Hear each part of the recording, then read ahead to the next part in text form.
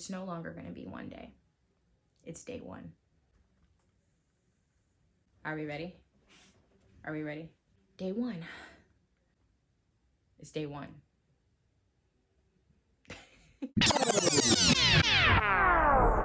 Hi, everyone. So I want to welcome you in to this first episode. I guess these will be like mini episodes, maybe.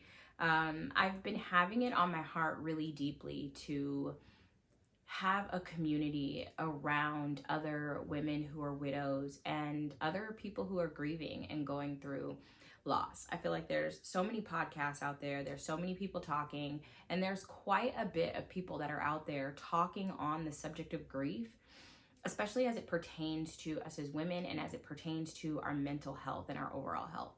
I think that this work is really important. I think that stories are so healing. How many times when we are feeling a certain way, when we are going through something, when we're seeking out the different modalities of healing work, of therapies that we can use to overcome certain things in our life, whether we're dieting, whether we're healing from grief, whether we're healing from toxic relationships, breakups, divorces, loss of jobs that we've been on for, we can grieve many things and we can be hurting or needing a transformation in so many different ways. And I think that talking about it and sharing our stories is a way to stir it up.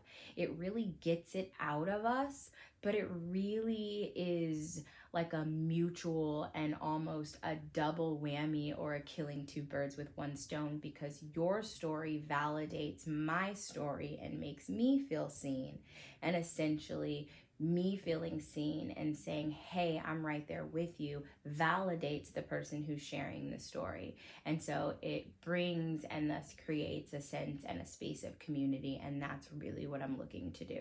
My name is Addie and I'm a widow. My husband passed away in November of 2022, and it's been 14 months now as I've been navigating this grief journey. This actually isn't my first bout with a journey of grief. I lost a really close friend when I was 22, and I think that that was the first real gut-wrenching, heartfelt, cry every day for weeks and months experience that I've had when it comes to grief.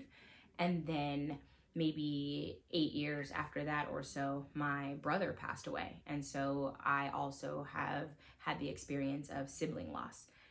That being said, I now have the experience of navigating loss of a spouse, as well as losing a best friend within that time frame. So loss is something that I'm no stranger to. And I think that especially now post-COVID, after so many losses have taken place, I think that our society has become sort of maybe even numb to the idea of grief. I think that there's a lot of misconceptions surrounding the idea of grief. And I think that I am in a position right now that I want to use this platform to bring an awareness and to really just bring out the conversation. There was another thing that I heard that I thought was really important, and that is that we are the memory keepers for our lost loved ones. For me personally, I lost a spouse. So I have children who have lost a father. There are going to be so many things about their dad that they don't know, that they're not aware of. And because he's not here for them to live out and experience with him, it is my job to hold those stories as sacred and dear. It's my job to continue to remind them and to talk about our lost loved one, their dad, my husband, their father. It's important that we continue the stories around the lost loved ones, because if we don't, who else is going to preserve their memories? And I thought that if I couldn't do anything more, I can definitely preserve the memories. I love telling stories. I love writing stories. It's a very lonely journey when you're grieving, and especially the loss of a spouse. It is an extremely lonely journey. And the only people who truly understand you are the people who are in the very same experience as you. Another thing is that my phrase, my quote, my mantra for the year of 2024 is day one or one day. And I heard that on a TikTok video, something that I was listening to, but it struck me as really, really important because so often we put things off, that there's so many sayings around it, right? Don't put off what you can do today for tomorrow. There's probably other ones, I'm sure. But the whole premise of that simply lies in the fact that it takes one small action to lead to another action, to lead to another action. And it's one thing to want something, but it's a whole nother thing to take those tiny action steps toward doing it.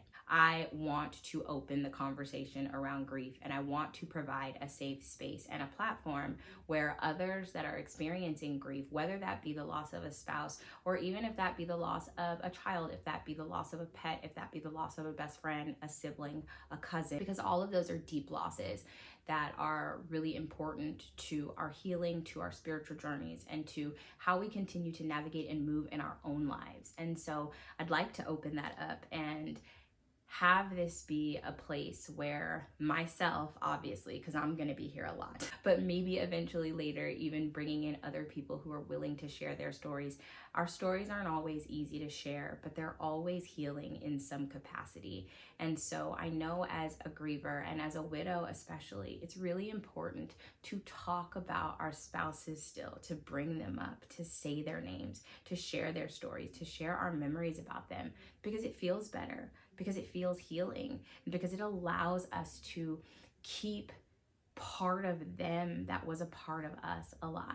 My goal and my intention here is to open up this space in sort of like an open mic night kind of flow and just get people interested in sharing. And, you know, later as I sort of move into the year, I'm hoping to have guests who are willing to come in and share stories around the topics that we're talking about. And I think that it could be a really healing space. We go out and we buy books.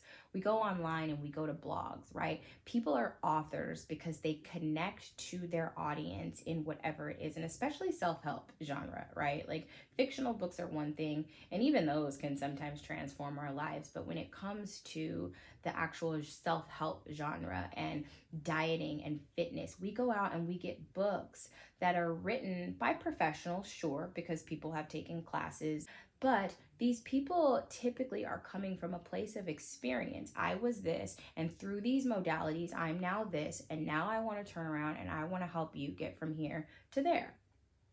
And so I'm hoping that this is sort of the same thing, a community safe space where we can help each other navigate through by telling stories and sharing stories and preserving the stories of our loved ones. And if nothing more, I've been on YouTube for the last 8 years. Next month, it'll be 8 years since I started a YouTube channel. And I don't even know what possessed me to start the YouTube channel thinking that I was going to be some like famous YouTuber, but the biggest thing that in hindsight I can say about starting the channel now is that we didn't know that he wouldn't be here with us 8 years later, 8 years after starting the channel. But I have lots and lots of beautiful home videos, homemade vlogs that just he's all up in them. And if it weren't for this journey, I may have never captured some of the videos that I did. And so I'm glad that my children have somewhat of a visual, a legacy that they can go back to and see these videos of their dad and how he was and how he laughed and how he talked, and you know, they'll have all of that. And maybe everybody didn't preserve the memories. Maybe everybody didn't take a lot of selfies or take a lot of pictures, right? Maybe everybody wasn't recording every moment of every day of their lives. And so for that, what we do have is our memories. And so we have to take those memories out of just our hearts and out of just our heads. And if you're not a writer where you're going to write them down to preserve them, then let's speak about them. Let's share them. The one thing that I know from being on TikTok for the last 2 years, and especially since I've been on Grief Talk, is that people just want to share.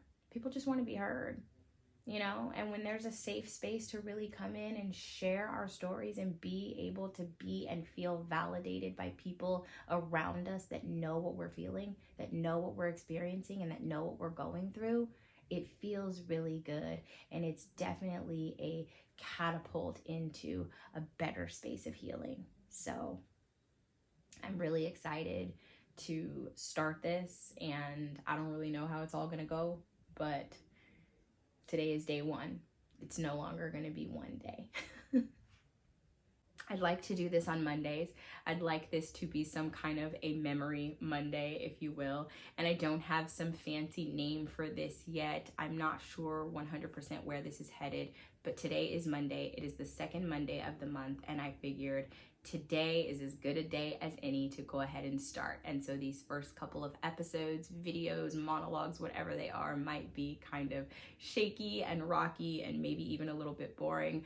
But if you're here, comment below here first, because if and when this ever becomes something more, something deeper, and something really meaningful, which is my intention for this series, you can say that you were here first for the very first episode.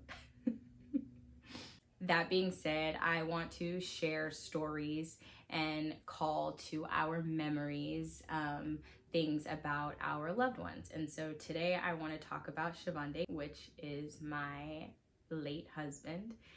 And we're going to get into origin stories, how we met, like all of that. I feel like it'll be really fun to have topics around what the story is going to be about today. But today, my story is going to be really simple. This is going to be a really short one, but I just wanted to share what is one thing about your late spouse or about your lost loved one that you really, really miss. One quality or one thing about them. And as I was thinking about coming up with like an answer to this question, all I could think about was the holiday season. The first holiday that we had was Thanksgiving after he passed away, but the very next holiday following, which was about 9 days after his memorial service, was Christmas. And I remember on Christmas Day having a feeling of like it wasn't so bright. It wasn't as happy. It wasn't as exciting. It didn't feel as bright, as good as it normally did. And I remember telling my friend, I know this sounds like really cliche, but he had a smile that really did light up an entire room. Like the energy in the room was different when Shavonde walked in. When he came in loud and jolly and smiling and talking to everybody and Mr. Social Butterfly and storytelling and animated, like his smile, his essence lit up a room. And while there are so many things that I think that we can talk about that are not good, and we have become a society and a culture that loves drama and we focus on the things that are not good, I really want to make this a place where I, especially for the sake of my children and my own memories, where I am able to preserve the good memories and the good things about my spouse and our other lost loved ones. So for me, it's that smile, and it's just he had a big old smile, and I would tell him all the time, I love your teeth. Like teeth and smiles are like a really big deal to me, but like he had a crooked tooth like in the front, but his smile overall, it was really, really nice smile. He had a good smile, and he was just big and loud, like, and sometimes of course it was obnoxious, but just the energy that came into the room when he stepped in and when he smiled and when he was genuinely laughing, it was a beautiful, beautiful energy. So I'm just gonna pop in like a few pictures of that smile, like just big and jolly. And you know, if he wasn't huffing and puffing about something, he was definitely laughing or smiling or telling a really, really animated story. And I think that that's really important for me too, as I continue to keep these stories of his legacy alive. He was such a storyteller. And so I hope that in some way I can do and bring a little bit of justice to that storytelling by being here in this space to share stories. So that'll be it for this segment. This is a really short one. We're just piloting this right now and getting it underway. I thank you for being here. Thank you for watching. I hope that you will subscribe and that you will tune back in and that you will come back and visit us again next Monday for Memory Monday, which is what we'll just go ahead and call it right now, as myself, as well as hopefully others in the future are willing to sort of have an open mic and let's dialogue. Feel free to comment below. Let me know if you're down for the series. Even if you're not, I'm still here and I'm still gonna do it. If you're interested in following my short form grief stories, I've been sharing that journey on TikTok as well, and you'll find the information for that in the description box below. I will see you guys next time. Thank you for being here.